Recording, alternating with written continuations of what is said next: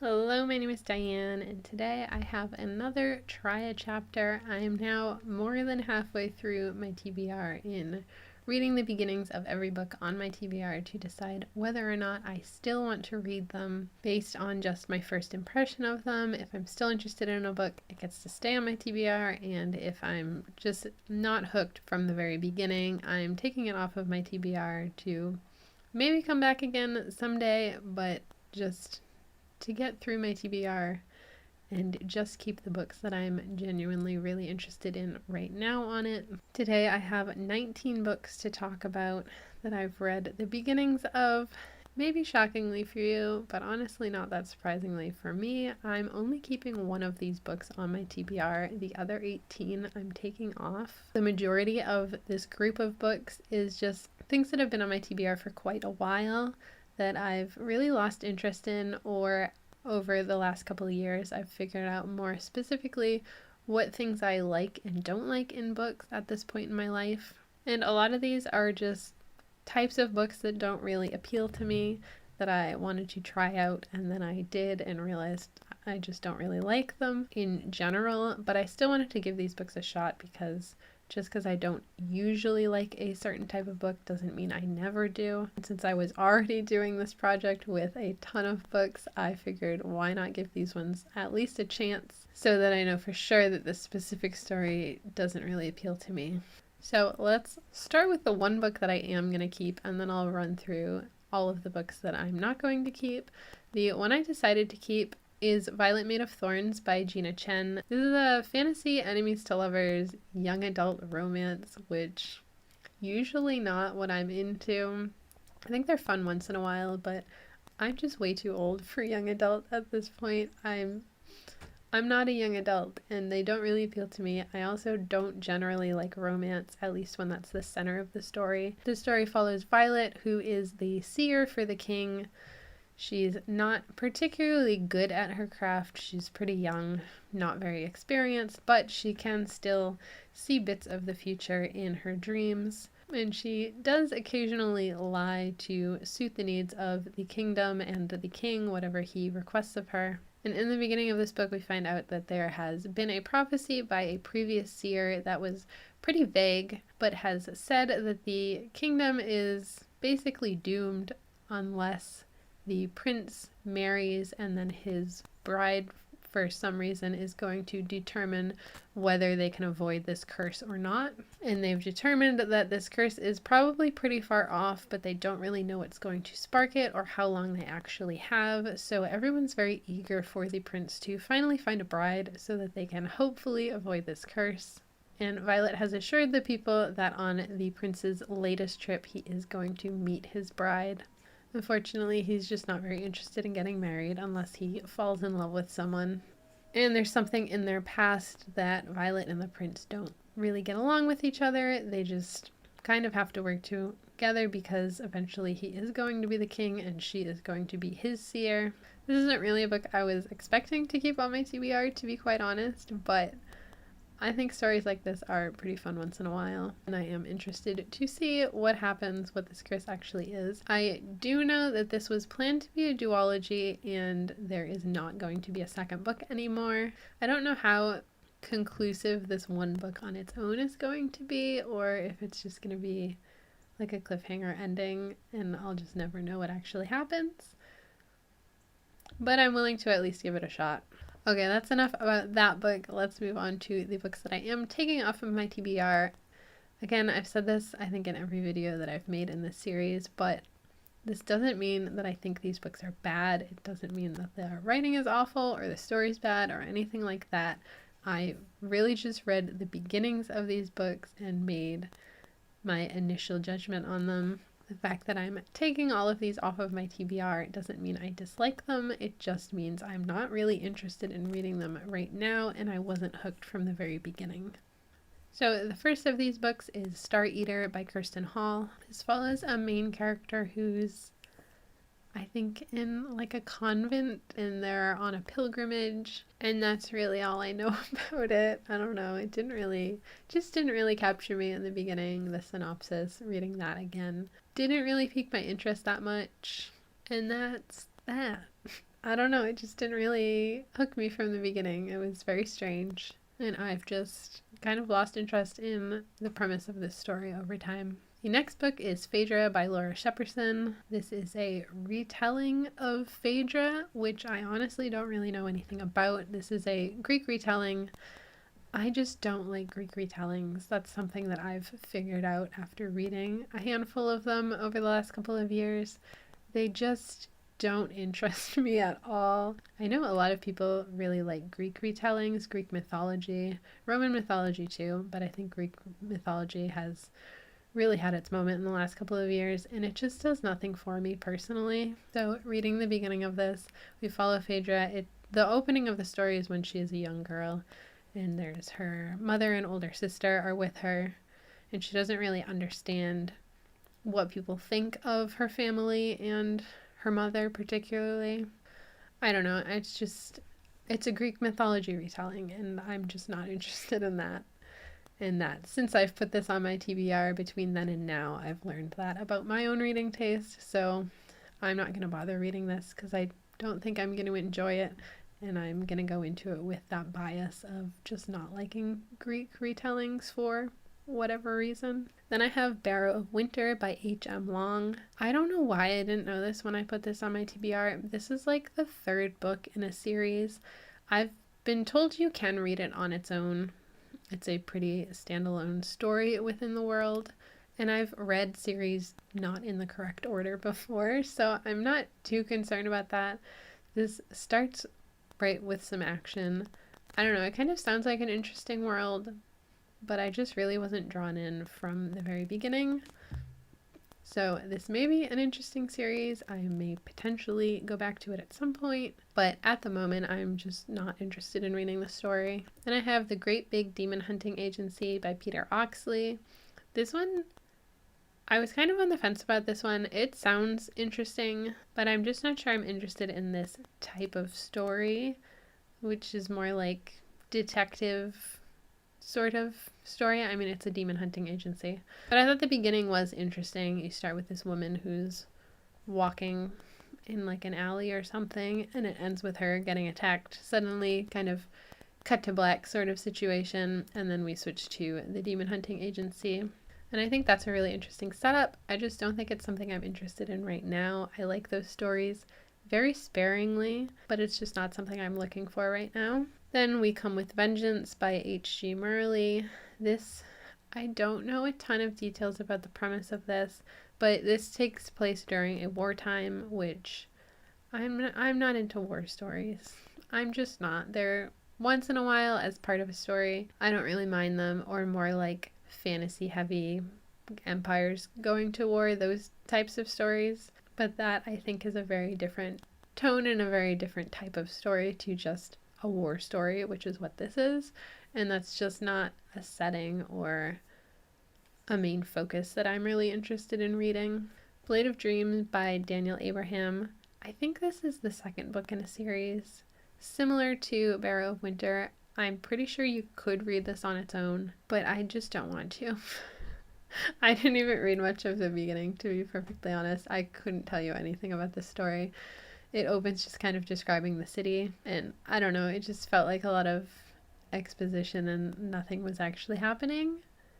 That was, of course, just my very first impression of the very beginning of the story, so that says nothing about the actual story. I don't really know anything about the actual plot, and I'm just not really interested. Then I have Wild Spaces by S.L. Coney. This follows a young boy who lives with his parents, and then his grandfather comes to visit, and I think it's his and his father's first time meeting the grandfather. It's his mother's father. And he brings some sort of darkness with him. That's really all I know about it. I think the setup was very interesting, but I didn't love the way it was written, because at least in the opening, none of the characters have names, and I don't know if that continues to be the case as the story unfolds, except for their dog. You know the dog's name, but none of the people, you know any of their names. They're just referred to as the mother, the father, the boy, the grandfather. We don't even learn his name when he arrives. And I just found it kind of difficult to follow who was doing what because of the way that it was written. Wasn't bad writing, it just wasn't working for me right now. So I think the premise sounds interesting, but the writing style just wasn't doing it for me. Then Where Peace Was Lost by Valerie Valdez. This is I think it's a space opera. I've learned that space operas very appealing to me, but I almost never like them. I don't really know what it is about them, but I really want to like them, and I never do. So once I started this and realized that it was probably going to be that type of story, I figured I should just get out early, because I'm just not expecting to like it, just because I don't like those types of stories for some reason. I don't know what it is about them, but I want to like them. Then I have The Godstone by Violet Milan. I couldn't tell you a single thing about this. I did read the opening of it, and I already don't remember anything about it. I read it yesterday. I have no idea what this book is about. And that's why it's not going to stay on my TBR. Then I have Empire of Exiles by Erin M. Evans. I actually didn't read the opening of this for this specifically. I realized that I read the beginning, a fair chunk of this story, I don't know, probably a year ago. I don't even remember when I read it. But I don't really remember anything about it, and it's not a story I ever think about. So even though I was enjoying it and interested in the story while I was reading it, since I haven't really thought about it at all once since I put it down, I think that's a good sign that I probably shouldn't have it on my TBR. I'm probably not that invested in the story. I might enjoy it if I went back to it and continued it, but I have a handful of other books that I've started that I regularly think about and actively want to finish, and this was just never one that I ever found myself thinking, oh, I should really go back to that. Then I have To Each This World by Julie E. Cerneda. I don't remember anything about this either, but it's a sci-fi. And I think it was just another type of sci-fi that I'm sometimes drawn to, but don't really end up liking. I don't know. The Two Doctors Gorski by Isaac Fellman. This follows a main character who goes to work for, I don't remember if they're like an intern or an assistant or something, work for this doctor, and everybody warns against it. And I just really wasn't into the writing style. It just wasn't really clicking for me, and I wasn't that invested in figuring out what's going on with this doctor and why this person really wants to work for this doctor. Then I have The Basilisk Throne by Greg Keyes. I really didn't like the opening of this book. I just felt icky. The story follows a girl who was bought when she was a young child or a baby by this man, and she's been raised very distantly. She just has like tutors and maids who come in and don't really interact with her any more than they're supposed to. So she never really even knew that she had a name. She doesn't really know where she is in the world. She doesn't leave this house or the rooms that she's permitted to be in. She hardly ever sees the man who bought her until she turns 16, and then she meets him, and it's just a very weird, gross exchange. It's not just, nothing's described in detail, but I just didn't like what was going on, and I really wasn't interested in uncovering what was happening here or hearing more about what was going on, so I don't want to read this book. I don't really like the content matter. Then I have The Cleaving by Juliet E. McKenna. This one I was actually surprised by because I was expecting to want to keep it on my TBR. It's an Arthurian retelling following 4 of the female characters from The Legend of King Arthur. And I typically like those stories, but I just don't think I really like Juliet E. McKenna's writing. I had one of her other series on my shelves that I ended up getting rid of because I did the try chapter, and I just didn't really enjoy the writing that much. I just don't find it that engaging. The beginning of this story is pretty much just Nimue walking down the street for pages, and I just didn't really care to learn about the character or the world in that way. So maybe this is a good story, but that first impression of it just really didn't draw me into what was going on. Then I have The Blighted Stars by Megan O'Keefe. I read all of these yesterday. Maybe I should have given that context. It's been a single day since I read these. I don't remember anything about this one either. I know this is a sci-fi. A lot of sci-fi is just not that appealing to me right now.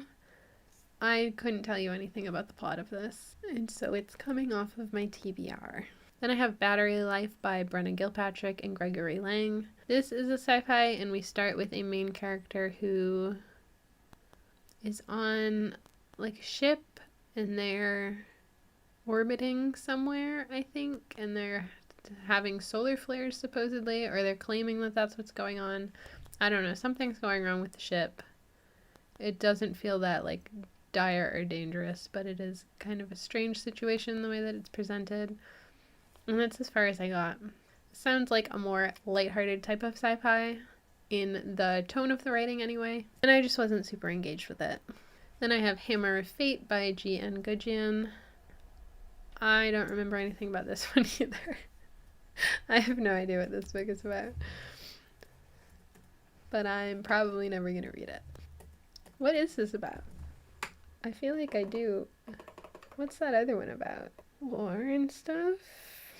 No idea. And the last book is The Phoenix King by Aparna Verma. The story starts with someone who was being burned, but then someone saved them, and that's as far as I got. I just wasn't that hooked on what was going on based on the opening of it, and that's what this whole thing is about. So those are all the books that were on my TBR and aren't anymore. Let me know if you've read any of these and really liked them. I would be interested in hearing about that. If maybe my first impressions of these stories were wrong, I'm open to hearing that.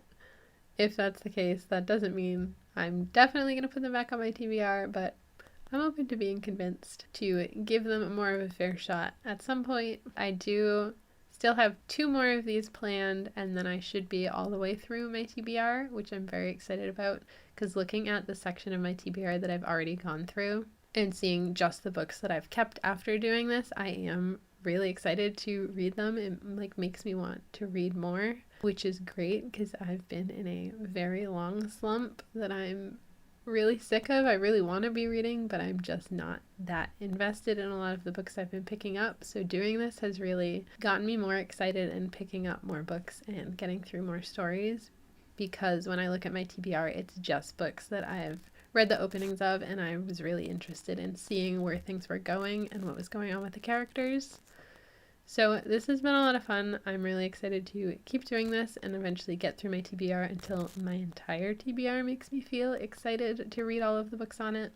So that's all for me today. Thanks for hanging out with me. See you next time. Bye.